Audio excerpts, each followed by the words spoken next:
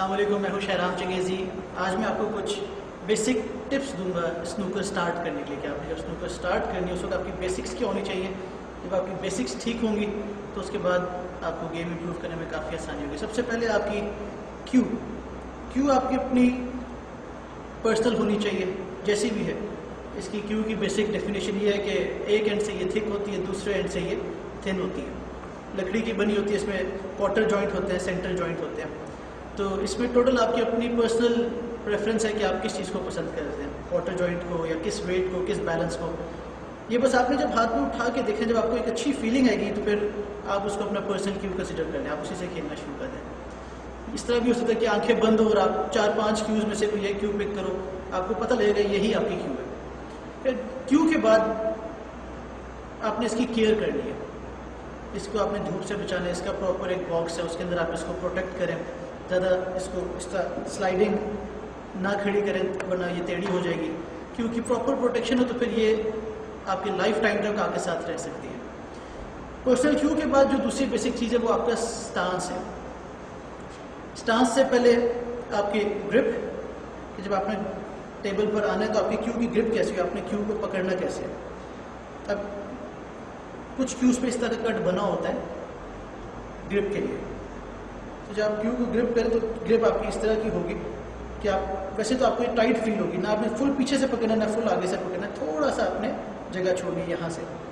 तो उसमें जब आप क्यू कर रहे हो तो ये आपकी 3 फिंगर्स होंगी, लास्ट 3 फिंगर्स, ये आपकी टाइट नहीं होंगी, लूज होंगी। ये अब मैं जब क्यूइंग करूँगा तो आपको फील होगा कि ये क्यू ग्रिप मेरी खुलेगी बंद होगी, खुलेगी बंद होगी। लेकिन फाइनली जब मैं रिलीज कर रहा हूँ तो ये ग्रिप इस तरह टाइट हो जाएगी। अब आप इस ग्रिप में देख सकते हैं कि मेरी ग्रिप टाइट हो रही है, खोल रही, टाइट हो रही है, खोल रही है। जब मैंने रिलीज करना है तो ये इस तरह फर्म टाइट रहेगी। जब आपने क्यूइंग करनी तो ये यूं लूज होती जाती है इस तरह। और आपने ये मेक श्योर करना है कि आपके जो एल्बो है ये एक ही सीध में चलती रहे, कोई और मूवमेंट किसी किस्म की ना हो। ये थी आपकी ग्रिप। ग्रिप के बाद जो दूसरी मोस्ट इंपॉर्टेंट चीज़ है वो आपका ब्रिज है, कि आपने टेबल पे हाथ किस तरह रखना है। जो रिकमेंडेड आपका ब्रिज है वो इस तरह है, थोड़ा सा जूम होगा तो आपको बेहतर क्लियर हो जाएगा। ये आपका रिकमेंडेड ब्रिज है जिससे आपने गेम करनी है। और इसके ऊपर जब क्यू चलेगी तो वो ये है, ये आपका रिकमेंडेड ब्रिज है, ताकि आप बॉल के सेंटर तक इजीली आ सकें। मुख्तलिफ ब्रिजेज हैं, कुछ लोग यूं भी खेलते हैं, कुछ लोग यूं भी खेलते हैं, लेकिन this is the recommended by the professionals.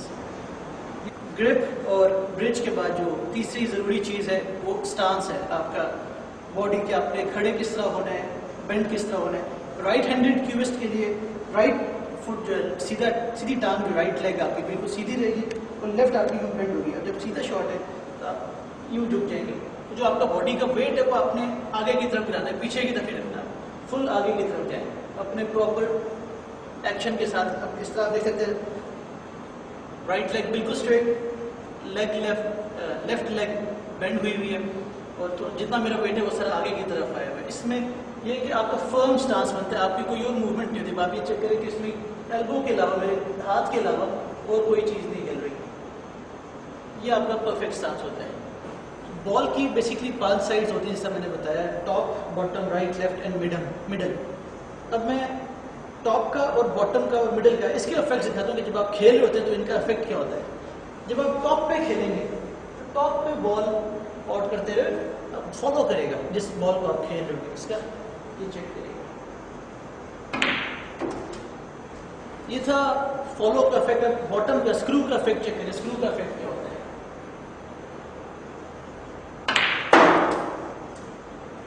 Bottom पे मारने से बॉल रिवर्स होता है, वापस आता है। अब मिडिल में रखने से क्या होता है, मिडिल का इफेक्ट चेक करें, बॉल वहीं पे स्टॉप हो जाएगा।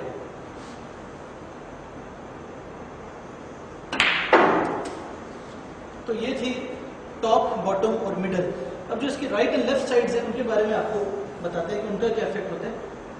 अब यहाँ से अगर मैं राइट साइड दूंगा तो ब्लू क्वार्टर के क्यू बॉल यहाँ लग के डी की तरफ आएगा।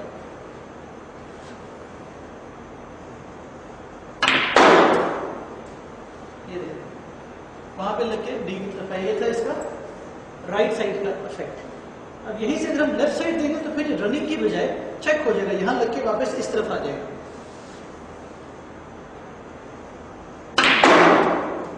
यहां पे लग के वापस इस तरफ आ गया। बेसिक यही 5 साइड्स हैं। इसके अंदर मुख्तलिफ वेरिएशंस है, वो एडवांस लेवल में। बेसिक आपको लर्निंग के लिए यही 5 साइड्स का पता होना चाहिए। उन इनिशियल प्रैक्टिसेस के बाद आप ब्लैक को पॉट करने की प्रैक्टिस करें।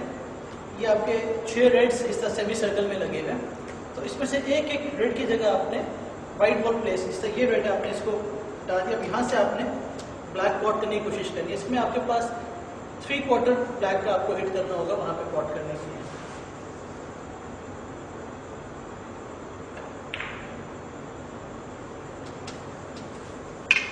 सेम इसी तरह आपने अब बारी बारी हर रेड की जगह, उसकी जगह आप इसको हटा दें। अब इसमें आपने ब्लैक पॉट करना है यहाँ से। इसमें आपको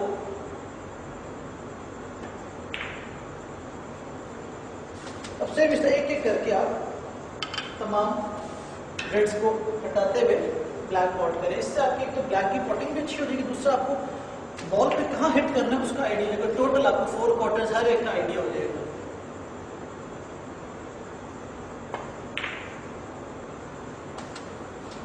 ये आपकी बेसिक कुछ प्रैक्टिसेस थी, जिसमें आपका grip, stance, spot, bridge, basic pottings और साइड्स, ये आपके टोटल इनिशियल प्रैक्टिसेस हैं। और इसी को आप कंटिन्यू करें और जितनी आप प्रैक्टिस करेंगे उतना आप बेहतर हो जाएंगे। Thank you.